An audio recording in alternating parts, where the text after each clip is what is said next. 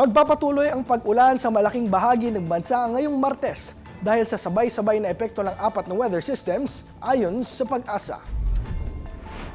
Namataan ng low pressure area mga 725 kilometers timog kanluran ng Pag-asa Island sa Palawan at nasa labas na pa ng Philippine Area of Responsibility. Hindi ito inaasahang maging bagyo sa loob ng susunod na 24 oras. Gayunman, ang trough ng LPA ay magdadala ng kalat-kalat na ulan at thunderstorms sa Zamboanga Peninsula, Basilan, Tawi-Tawi at Palawan. Ang shear line naman ang magdudulot ng ulan sa Bicol Region, Quezon, Oriental Mindoro, Marinduque, Romblon at Northern Samar. Sa Visayas, ang easterlies ang magpaparanas ng pag-ulan. Nagbabala ang Pag-asa ng katamtaman hanggang malakas na ulan ay maaari magdulot ng flash floods at landslides.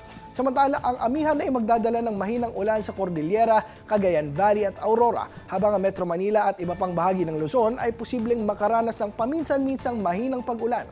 Sa Mindanao, magpapatuloy ang isolated rain showers o thunderstorms. Inaasahan din ang katamtaman hanggang malakas na hangin at alon sa Luzon at silangang bahagi ng Visayas at Mindanao.